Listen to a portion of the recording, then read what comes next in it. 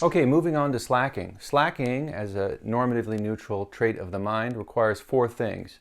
First, it requires that you intentionally take an easy path. Secondly, it involves believing that your work will suffer as a result of taking the easy path. So, for example, if a student fails to include a thesis statement in her paper, but doesn't know that she was supposed to include a thesis statement in her paper, she's not slacking, she's just negligent.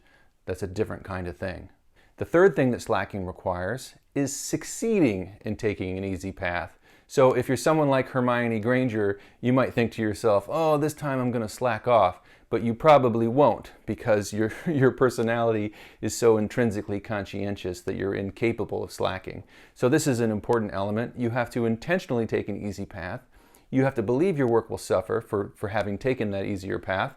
And you have to succeed in doing it. And finally, slacking requires avoiding or succumbing to obstacles in one of various ways. You can skip steps, you can just phone it in, that means you sort of do a half-ass job of something, you waste time, or you free ride, meaning that you just coast on the effort of other people. Say you're involved in collaborative work and you can just sort of use someone else's work and claim it as your own. That's what free riding is.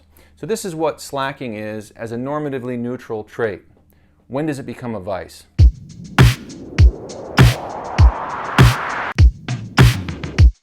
For an agent who generally has appropriate intellectual goals, slacking will result in inappropriate intellectual action.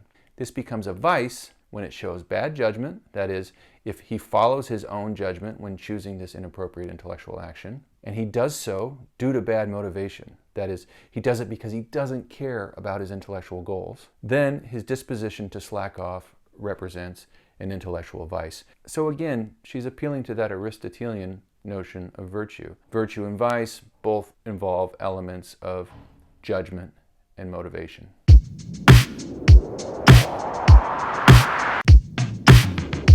Can slacking ever be an intellectual virtue?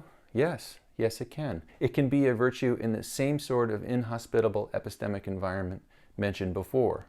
If you're being forced to learn trivial, stupid, false, or inane things, slacking can be a virtue because it shows good judgment and good motivation. But quitting might be more virtuous. It depends on the context. Or let's say you've been sort of dragooned into some kind of work that you don't really want to do, and you think that the work is actually going to lead to something bad. You might slack off. Say somebody recruits you to develop weapons for the government because you have an incredible knack with mathematics that's relevant to the kind of applied math that allows people to develop weapons. Well, if you slack off in that context, that could be a virtuous thing. So you can see it's context sensitive as to whether or not slacking off intellectually constitutes a virtue or a vice.